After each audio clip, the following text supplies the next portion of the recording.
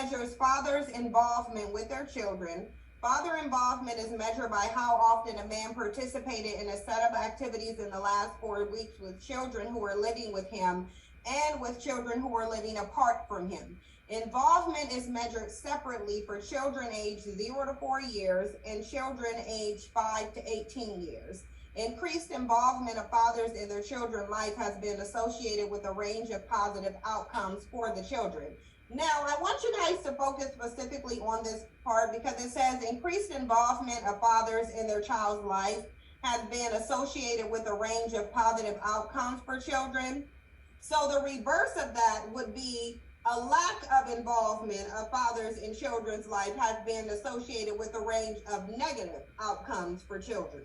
And so when they want to sit here and have this single mother discussion and say, oh, single mother, children raised in single mother homes are more likely to go to prison, what they're trying to blame the mother for the effects of the father's absence and what it's causing.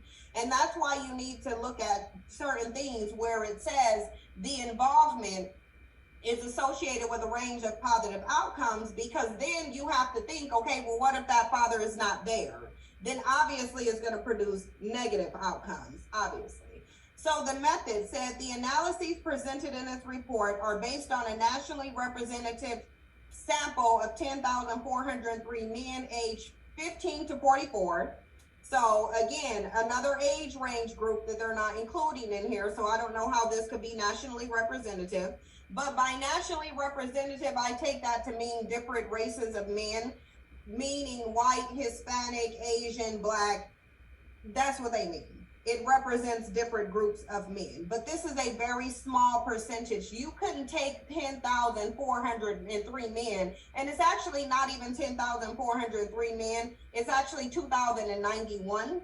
Their children participated in their children's life to a greater degree than fathers who lived apart from their children, which obviously, if a father lived at home, obviously he's going to participate more than a father who doesn't. That's common sense right there. Differences in fathers' involvement with their children were also found by the father's age, marital or cohabitating status, education, and Hispanic origin and race. So let's get into it. It says fathers' involvement in their children's life have been shown to have a positive effect on children and their well-being in many areas. One, for example, on increasing the chances of academic success.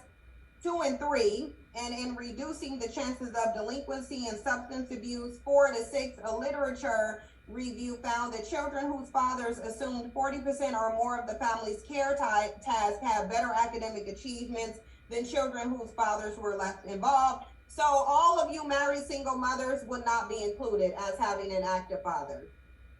I do want to point that out, because there's way too many women coming out talking about how they're doing everything by themselves. So clearly right there, just because you are married, even though this study says the ones who are married are obviously more likely to be involved in their children's life. And obviously you would make that assumption because they're in the home with their children. However, based on the amount of Black women that keep coming out putting these TikTok videos out saying they doing everything like a single woman, clearly that ain't y'all's situation. I want y'all to know that. I don't want nobody to be confused about y'all's situation, because that wouldn't be your situation. But 40% or more of the family's care tasks had better academic achievement than children whose fathers were less involved. In recent decades, fathers who live with their children have become more involved in their children's life than in previous generation.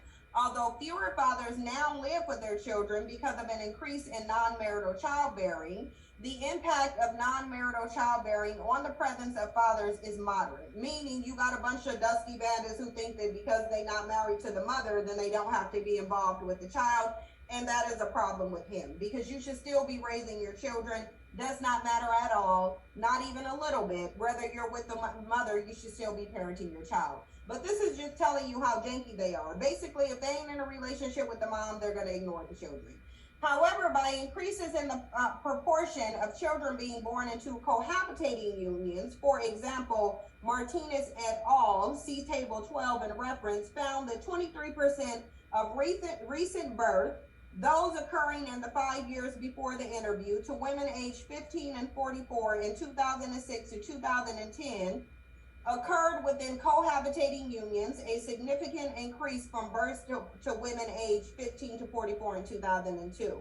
Using a national sample of fathers aged 15 to 44, this report documents how much fathers are involved with their children, both children with whom they live and children whom they live apart from. This does not include fathers who have multiple children by multiple women, which we know a lot of black men do.